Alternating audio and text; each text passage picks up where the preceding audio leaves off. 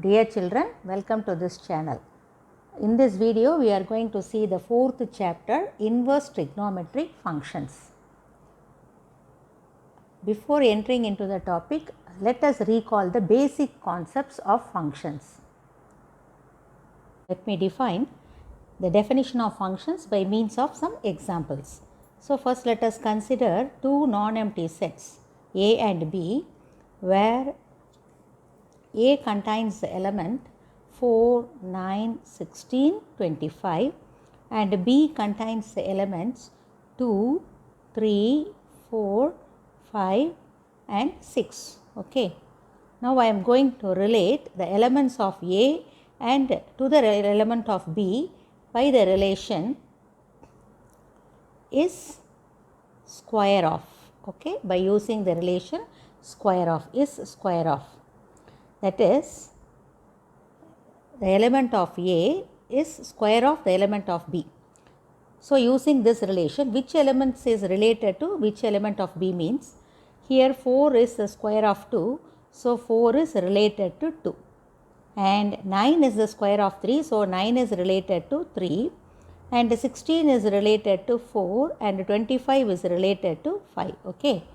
So, if we write the elements in a set, that is the element of B which is related to 4 is 2. So, that is 2 and then this is 3 and then 4 and 5. So, from this set B, these 4 elements are related to some the 4 elements of A.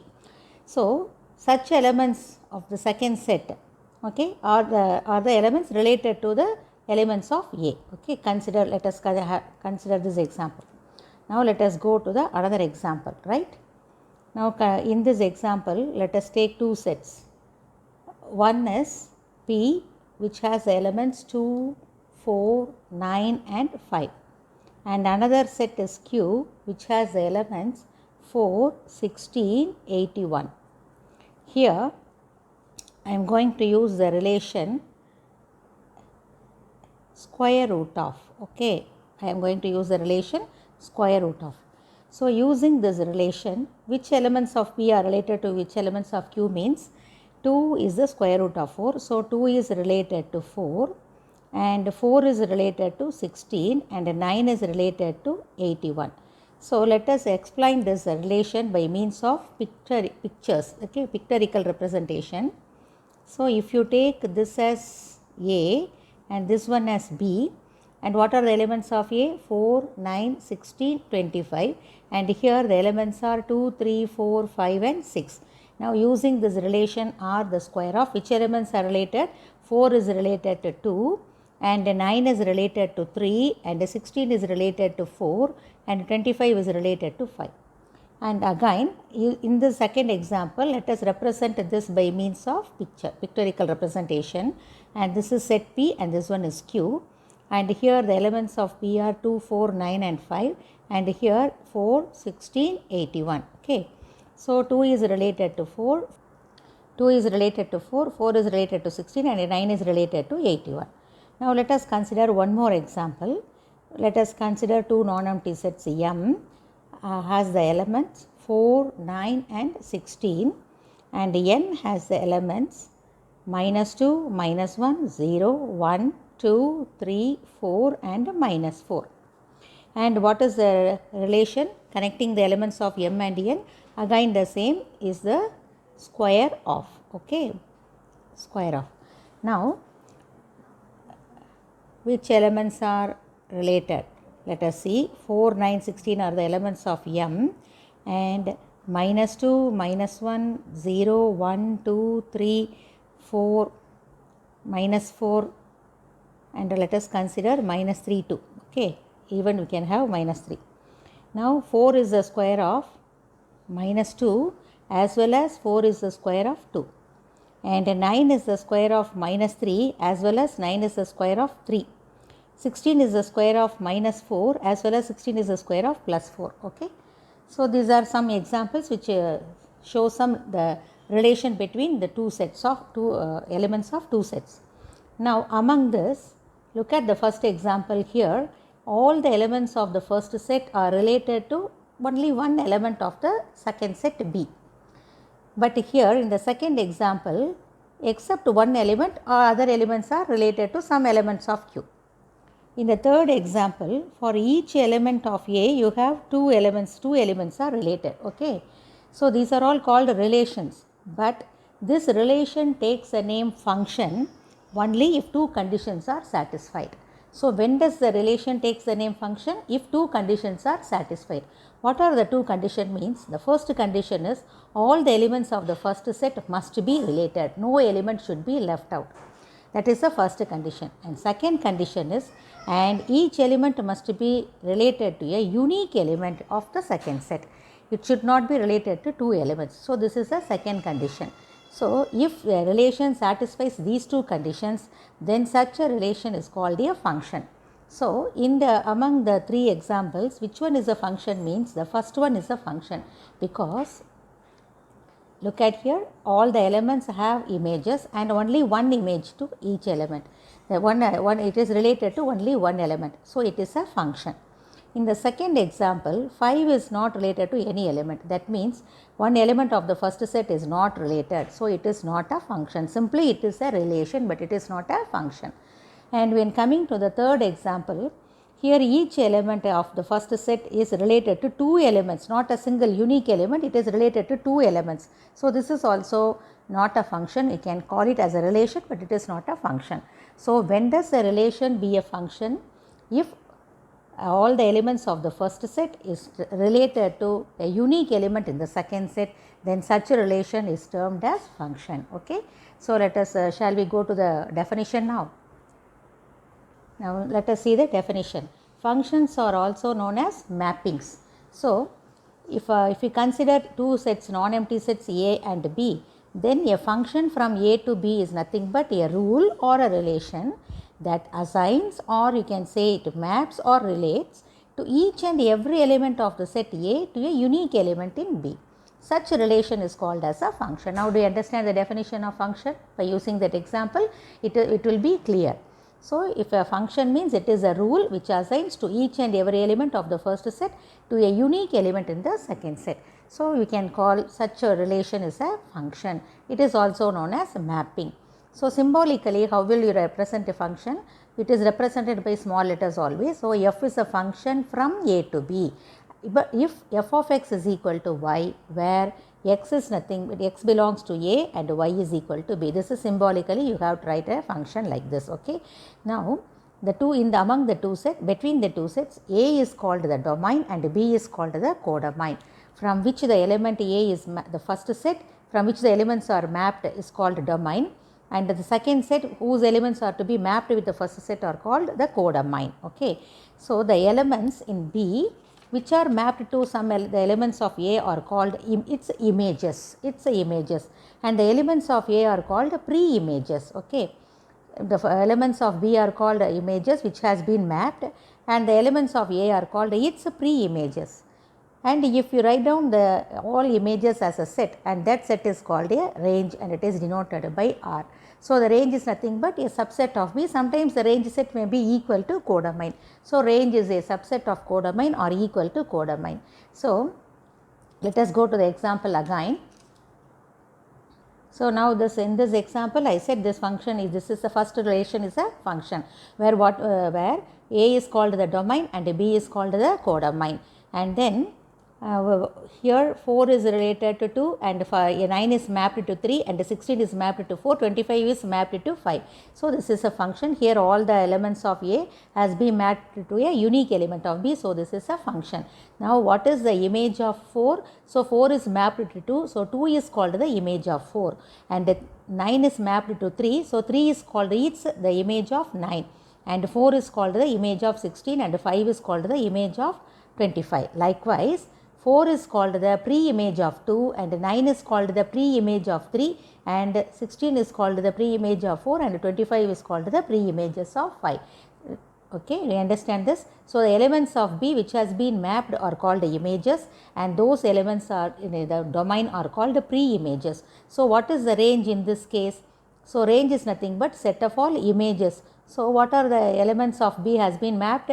2, 3, 4 and 5, not the 6. So, this set is called the range set. So, here the range set is a subset of codomain as B consists one more element 6. If 6 is not present, range will be equal. Okay.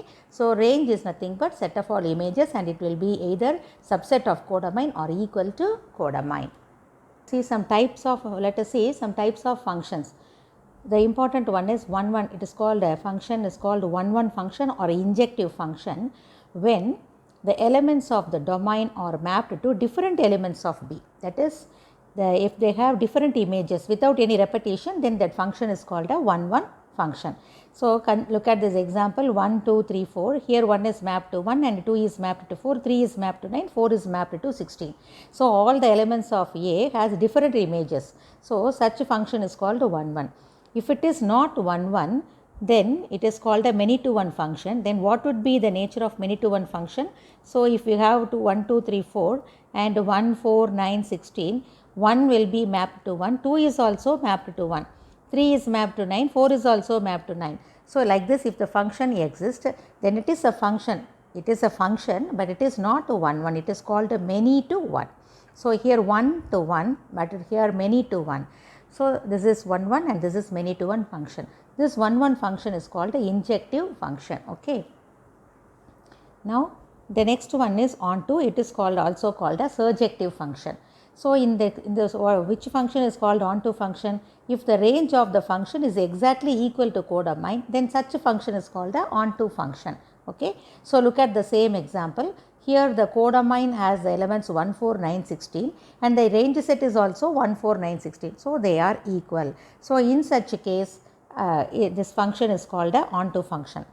If it is not onto, it will be like this. Here the range will be 1 and 9, the range set is 1, 9, 1, 9 be the images. So, the range is 1, 9 and it is a subset of the codomain. So, this is not onto, but this is onto. Okay. So, this is 1-1 as well as onto. So, a function if it is both 1-1 and onto, then it is called a bijective function.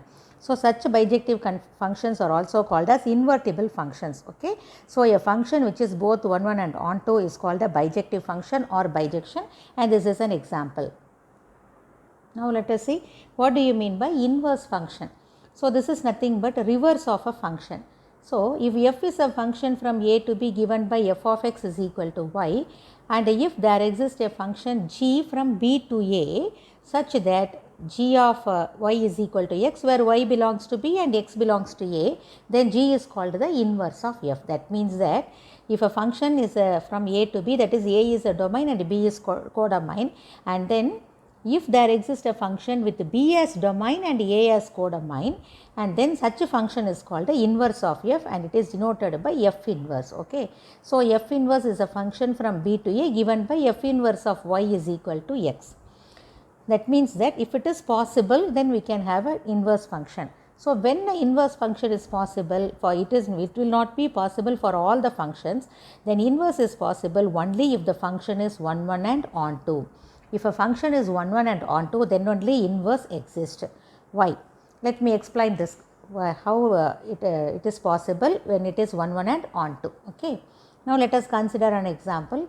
F is a function a to be given by f of x is equal to 2x, where a is equal to -1, 2, 4, 9 and b contains the elements -2, 18, 8 and 4.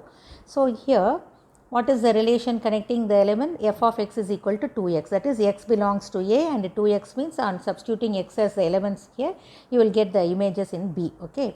So, for the element of first element in a is -1. So, what would be its image? 2 into -1 -2.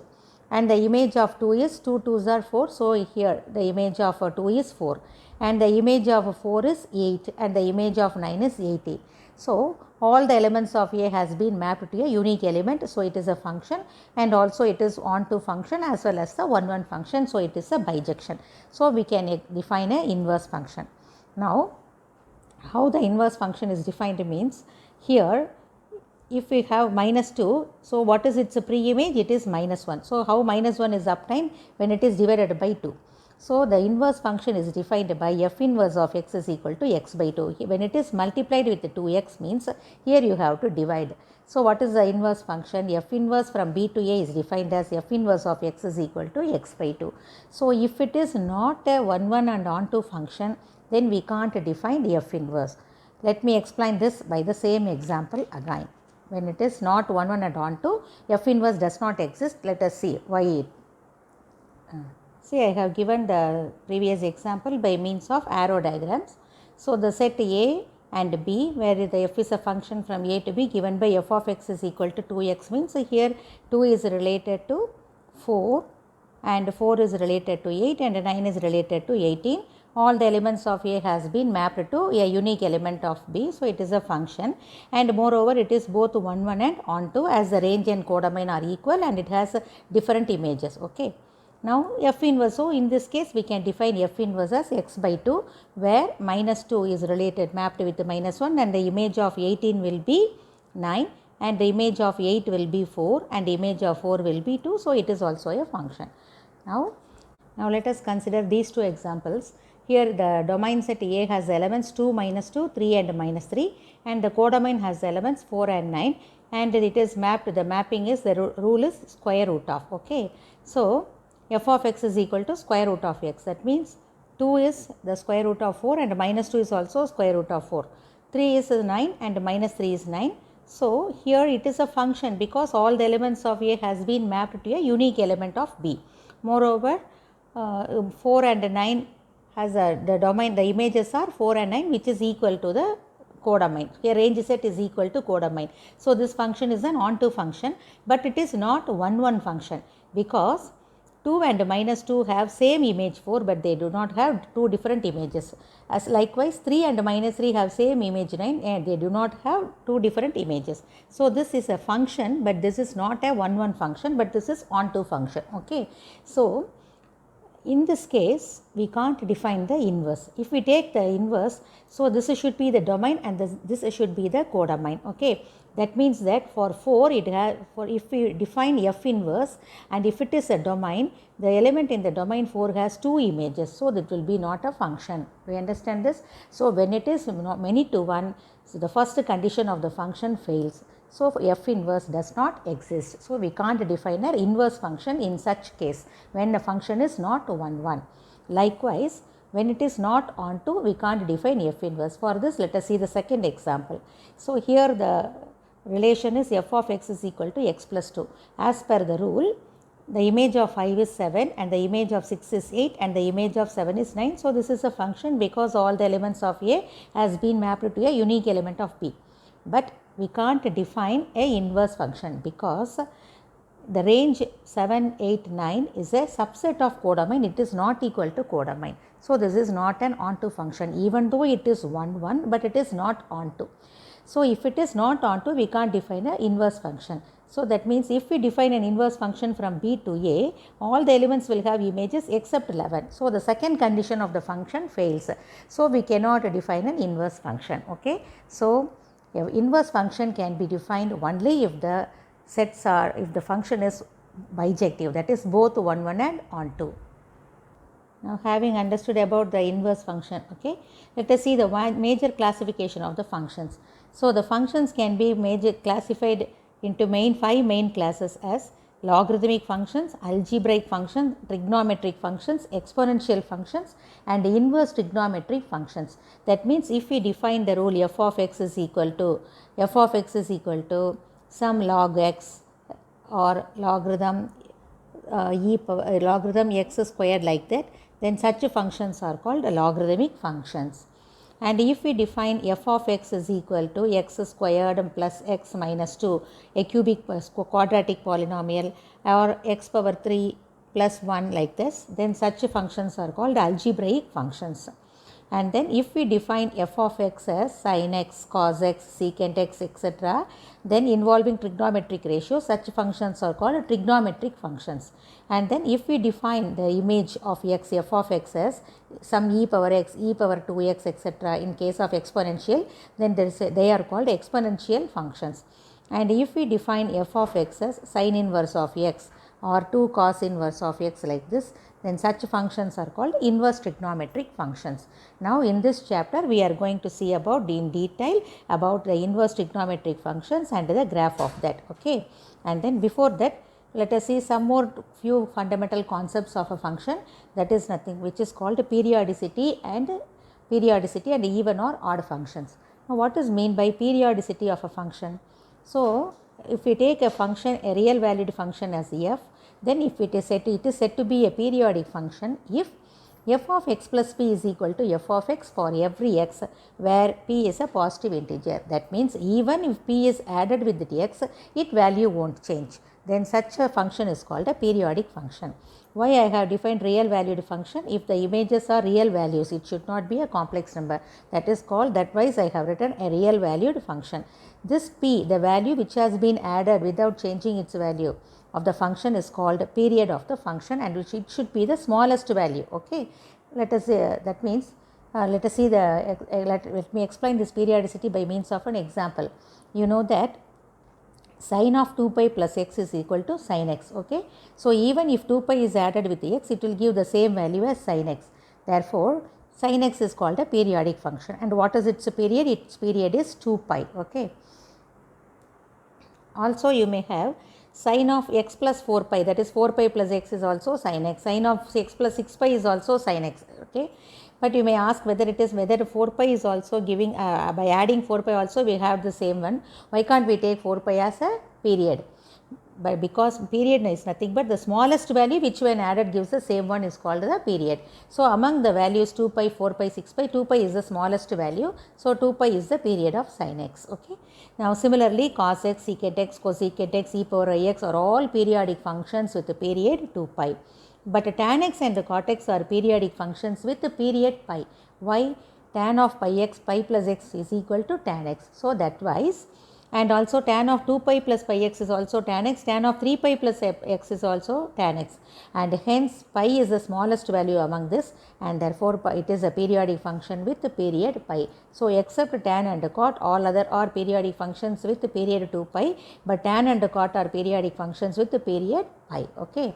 Now another concept is odd and even functions. So when a function f is said to be an odd function or when it is said to be even function, means it should satisfy some conditions. So when a function f is said to be even function, if f of minus x is equal to f of x, it is true for all values of x. That is, even if x is replaced by minus x, its value won't change for all x, means such functions are called even function.